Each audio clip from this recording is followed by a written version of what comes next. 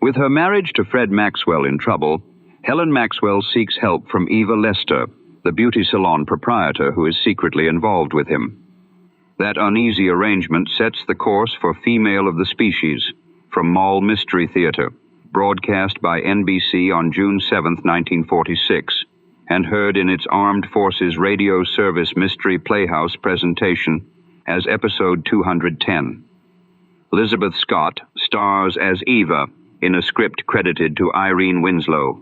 The salon and a law office become the settings for a domestic conflict shaped by jealousy, divorce, and the confidences Eva is asked to keep. The Armed Forces Radio Service presentation omits the commercial material. Settle in for a mid-century mystery from the Molle series. And now, the original broadcast.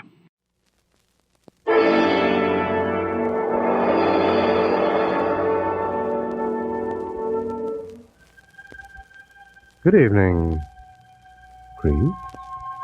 Welcome to the Mystery Playhouse. Creeps, tonight we have with us Miss Lizabeth Scott, lovely young Hollywood star of the motion picture The Strange Love of Martha Ivers. Our play, Female of the Species, by Irene Winslow, will star Miss Scott in the part of Eva Lester.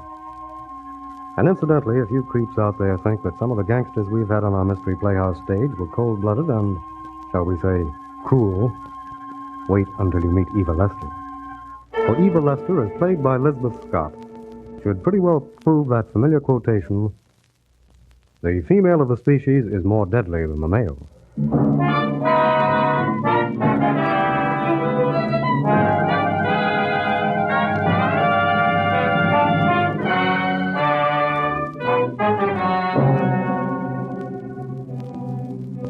In the offices of a Manhattan law firm, a beautiful and smartly dressed woman stands facing her attorney. I never thought I'd be coming to you for legal advice. Sit down. You're a good lawyer, and I may need a good lawyer. Well? First, I guess I better give you this gun. What? Did you? No, it hasn't been fired. I left the office with the idea of murder, but it wasn't necessary after all. And? I suppose I'd better start at the beginning, because it's important for you to understand everything that happened. You've a right to know how I feel. Go on. It all began about a year and a half ago, on a Thursday afternoon at 3.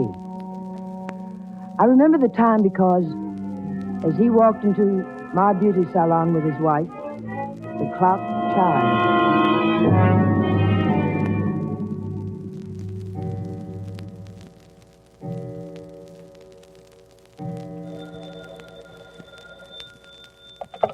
Reception, Miss Sherwood speaking. Oh, yes, Mrs. Carter. Yes, you want Pierre for your scalp treatment, Jerry for your bleach, and Margaret for a manicure. Yes, I have that. No, I'm afraid you can't squeeze in a facial. Everyone's busy. Well, I'll try. Goodbye. Oh, hello, Miss Lester. Hello. Any chance of boss getting a facial? I'm tired and mad enough to commit murder. What a day. Well, I'll see if anyone's free. Oh, there's not a chance for at least an hour unless we have a cancellation. Oh, excuse me. Yes, madam? I have an appointment. Mrs. Frederick Maxwell. Oh? Oh, yes, Mrs. Maxwell. You have a consultation appointment. Booth 4 through that door on your left. Thank you. Fred, Yes, dear. want to come along with me? You'll enjoy it. Lots of people standing around all deciding what ought to be done with my hair. My skin is the right color for this season. Well, no, thanks, darling. I'll go along now. I'll pick you up any time you say. Oh, darling, I wish you'd stay. It'd be such fun. No, really, Helen. I've got a lot of things to do. You can't wait to get away, can you? Oh, now, don't be angry, darling. Where'll I meet you and when? Home? About 7. Will it take that Will you long? come this way, Mrs. Maxwell, please? They're waiting for you. Thank you. Goodbye for a while, darling. Well, there goes your last chance for a facial, Miss Lester. We're booked up solid now. Oh, it doesn't matter. No one ever looks at me anyhow. But I was wrong. Fred Maxwell was looking at me. For a minute, I couldn't breathe. We looked at each other intently, and finally he said lamely, My wife just went in there. I'll make her very beautiful for you. Oh, will you? I'm Frederick Maxwell. I'm, Eva Lester. Oh. Oh, I thought that was just a trade name for a beauty parlor. Oh, no. Oh. You'll have a drink with me? Oh, of course I will.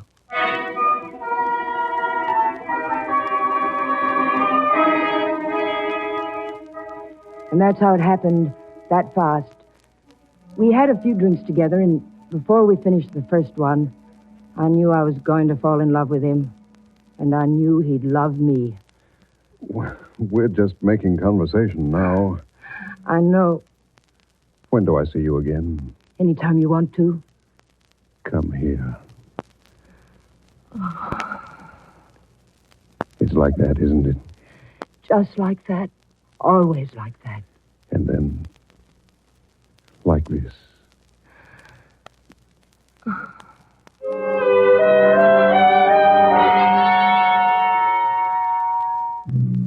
Before I left to meet his wife, I gave him the key to my apartment. I was in love with him. It wasn't a calm love. You won't find it defined in dictionaries. None of your laws can define it either. It was more like a thirst or a fight. But there it was, and it grew. And in time, we faced it. After all, darling, it's the only decent thing to do. Are you sure we'll be happy if we get married? Aren't you? I think so. How long have you been married? 10 years. Are you sure you can get a divorce? I'll ask for one tonight. I don't see why not. Does she know about me? Yes. She doesn't know who you are, but she knows there's someone else. Eva, I've been true to you. There's only you. Oh, darling. Go ahead, get the divorce. I'll marry you.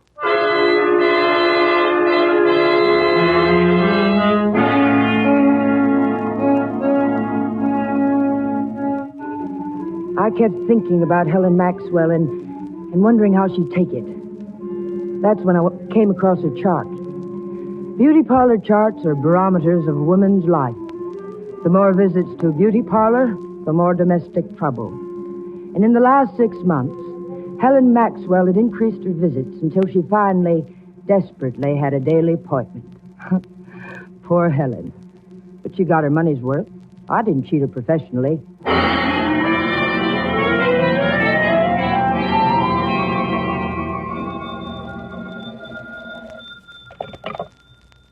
Hello? Hello, darling. Brace yourself. It's bad news. What? Helen refuses to give me a divorce. Oh, Fred.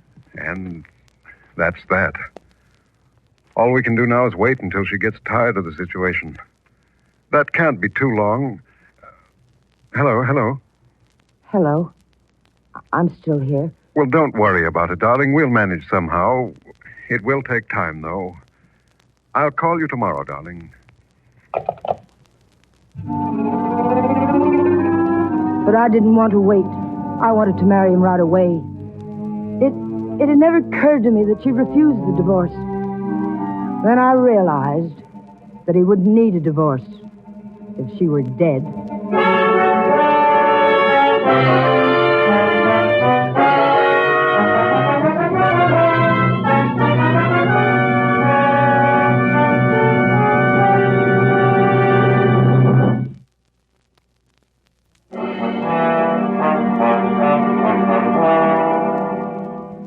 Of course, if Helen Maxwell died too quickly, there'd be an autopsy, and my professional reputation would suffer. I had to find a way in which I could only be found guilty of negligence, but not of deliberate murder. The next day, I went downstairs to the salon and looked for Helen Maxwell. I pretended to have a message for Germaine, my best hairdresser, who, of course, introduced us. Germaine, dites-moi là. Oh, I'm sorry. I didn't know you were busy. Pas de quoi, Mademoiselle Lester. I am almost finished with Madame Maxwell. How do you do, Mrs. Maxwell? How do you do?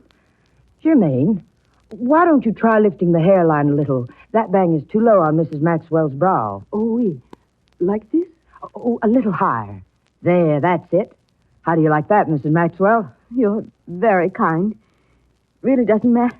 Madame Maxwell is feeling very upset today. Well, perhaps I should go. No, don't go, Miss Lester, please. Maybe you can help me. Well, what can I do? Change me. Change you? Yes, change me. Do something to make me over. I'm going crazy. Make me over. Do something spectacular. But you'd be doing me such a favor, Miss Lester. Why do you want such a complete change? Because I've got to do something to make him notice me again. Him? My husband. He doesn't even look at me anymore. Oh, try to control yourself, Mrs. Maxwell. Germaine, will you get her something to drink? Oui, madame. Oh, now you mustn't carry on like this, Mrs. Maxwell. I'm sorry. I just can't help myself. Seem to cry all the time lately. A vegetable cocktail for madame. Go on, drink it. You'll feel better. I'm sorry. I don't want it, thank you. It is good for madame. Beauty comes from within. Yes. Drink your way to beauty. I'll try anything. Will you help me, Miss Lester, please? But Mademoiselle Lester does not give treatment herself. I think this time I will, Germaine. Mrs. Maxwell seems to feel that I'm the only one who can help her. Oh, I know it. And believe me, Miss Lester, I'll be so grateful. I'll do anything you say. I'll put myself completely in your hands. I won't need you now, Germaine. You may go. Merci. Au revoir, Madame Maxwell. Bonne chance. Oh, where do we start? What are you going to do first? I think the first thing to do is to darken your hair. Darken it? Mm-hmm. Your skin would look much whiter if your hair were darker, and you'd look a lot younger, too. Bleaching does no good after a while, you know. I forgot that the years go by. Too many women do. That's why I'm in the business. I'll take 10 years off your age with the hair alone. All right. Go ahead. Do it now. Oh, not so fast. Finish your vegetable juice, and then we'll get started.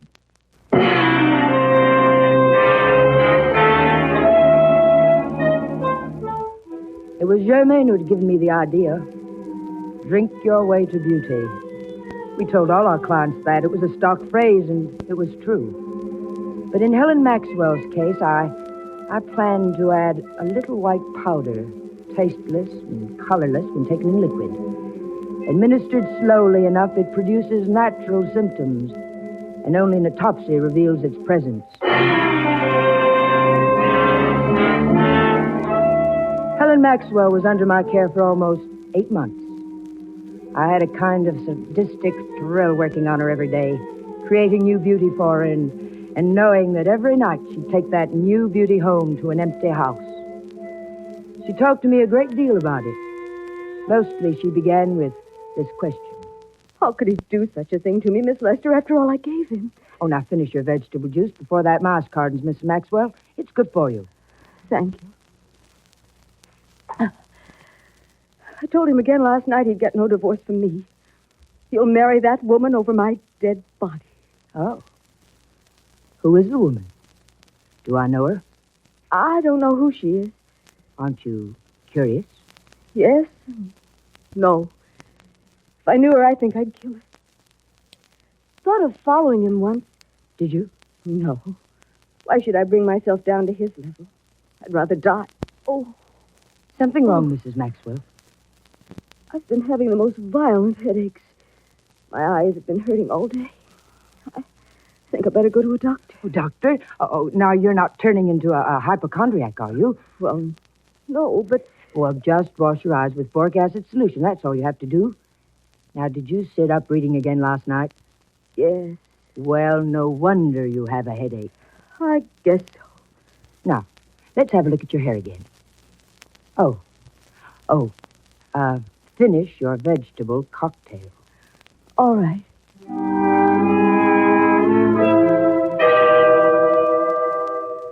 Was it the poison working? Headaches and eye strain could mean almost anything.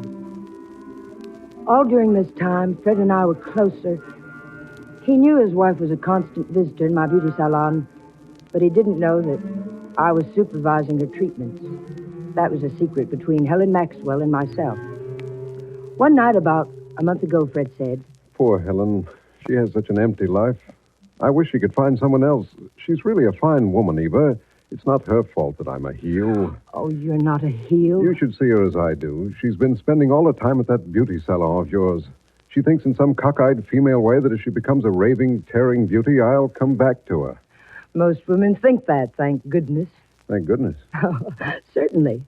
I make a lot of money out of broken hearts. Did you ever think of the irony involved? Making my wife beautiful? Aren't you afraid? No. It makes me feel important. It's funny. You own that great big beauty parlor, and you know what? You have a very funny face. But I can't stand this anymore, Eva. I'm going to have it out with her. I'm going to tell her that either she'll get a divorce or I'll get it myself. There are ways, legal ways.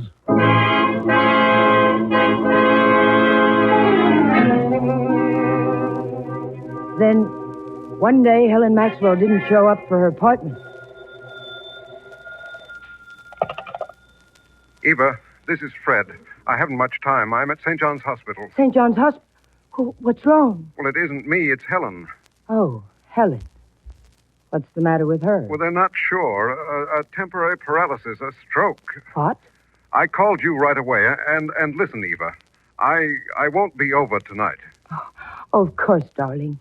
I understand. No, you don't. That's why I'm telephoning. I don't have the nerve to face you. Oh, now, don't be silly. I do understand. You don't understand. I feel responsible for all this. But you're not responsible. Well, don't you see, if I hadn't threatened to get a divorce myself, she wouldn't have had this stroke. But, darling, you... I was telling her I'd frame the evidence if necessary, and she just collapsed. Oh, Fred, listen to Don't me. you see, darling, I couldn't leave her now, not when she needs me so much. I won't see you tonight or any other night.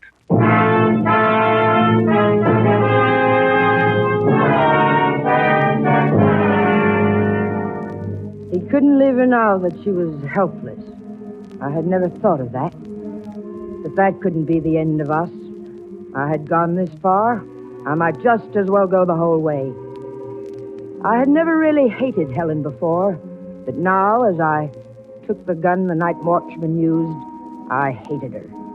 I went to St. John's Hospital intending to shoot her.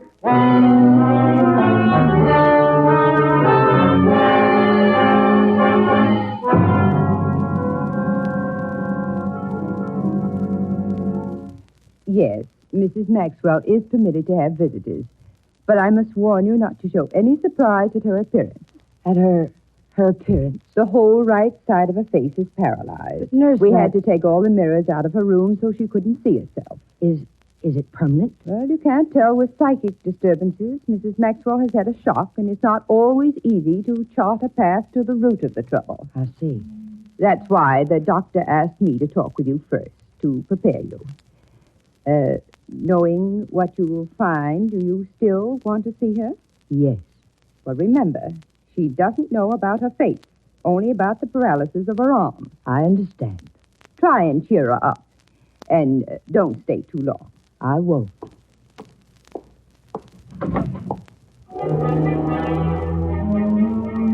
Even though the nurse had warned me, I wasn't prepared for the look on Helen Maxwell's face. It was ironic. The face I'd worked on for so long had been destroyed when Fred threatened to get the divorce himself. Of course, that, coupled with my little white powder, was a psychic disturbance. I controlled myself, however, as I walked to her bed. Is that you, Fred? No, it's Eva Lester, Mrs. Maxwell. How are you? Oh. Nice of you to call. Did they tell you about my arm being paralyzed? Yes, but it's only temporary. You mustn't feel too badly. Oh, I don't. I'm almost happy. In a way, it was worth it. Worth it? Fred promised me he'd never see that woman again. Oh. And as soon as I can leave the hospital, we're going away. We're going to buy a house in the country and start all over again. Start all over again? And you believe that? Of course I do. Why? Why? Why, because he's my husband and I... Oh, now really, Mrs. Maxwell. You're too old to believe in fairy tales. Fairy tale? Yes. It's bad enough to have the man you love pity you, but to have the whole world pity him... Pity him? Why do you think he wants to take you away from the city? Well, we always wanted to live in the country. Maybe you always wanted to before, but now you have to. Have to? Yes. He's taking you away so no one will have to look at your face. My face? Why do you think they took all the mirrors out of the room? What's the matter with my face? Do you really want to see? Yes. Oh, you're just trying to scare me. Let me see myself. I wouldn't if I were you. Give me your mirror. Mirror, mirror on the wall. Who's the fairest of them all? Here you are, Mrs. Maxwell.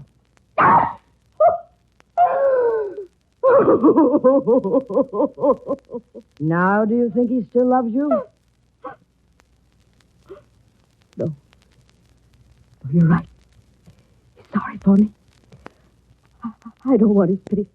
I don't want anyone's pity. I thought you'd see it like that. Miss Lester. What? Miss Lester, will you do me a favor? Can I stay with you for a few days? Well, please. He'd never think of looking for me there, and I've got to get out of the hospital before he gets back. But you just can't get up and leave. I've got to. Can't stay here and wait for Fred. I've got to think of some way to...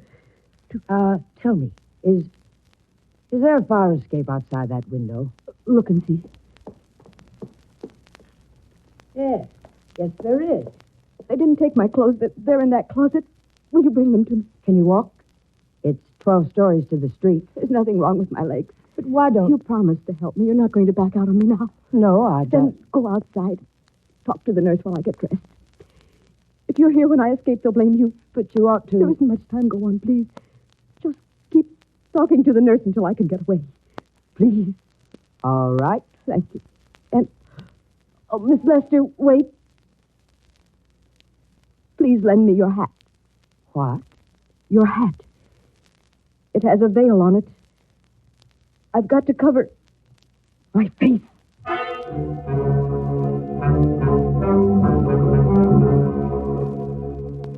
So I have talked to the nurse.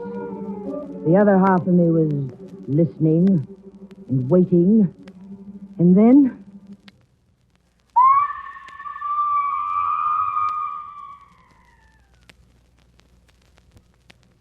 we rushed into Helen Maxwell's room and looked out of the window. Far down on the street below, the crowd was already gathering.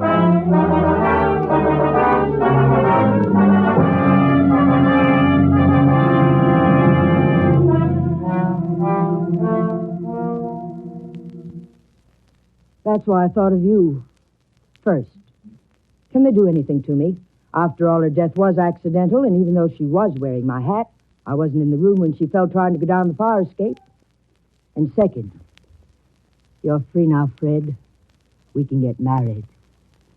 You killed her. Wasn't even in the room, I tell you. A technicality. Oh, the law's full of technicalities. In the hands of a good lawyer. What are you looking at? The residue of a dream.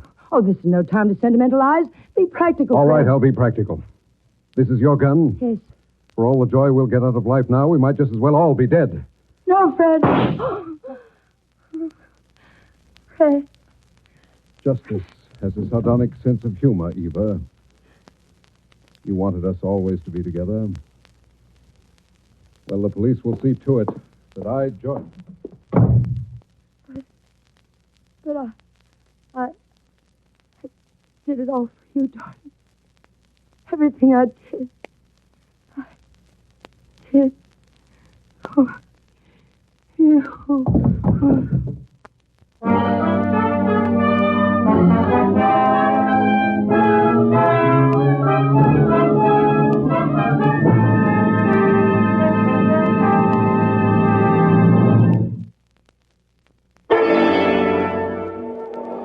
And that brings down the curtain on Female of the Species, tonight's performance in the Mystery Playhouse. Miss Lizabeth Scott was heard as Eva Lester in Female of the Species, an original radio play by Irene Winslow. The music heard on tonight's program was composed and conducted by Alexander Semler. Well, creeps, it's time to close the doors of our Mystery Playhouse, so until next time, good night. Sleep tight.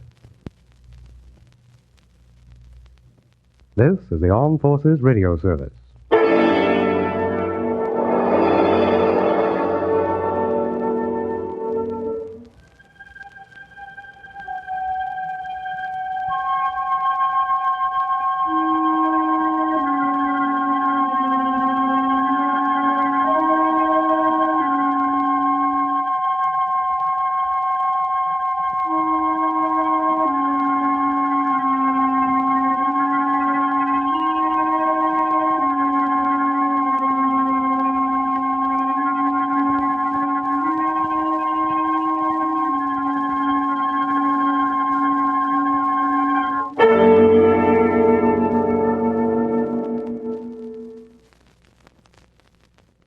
That concludes Molle Mystery Theatre's Female of the Species. Follow Molle Mystery Theatre for more classic mystery broadcasts.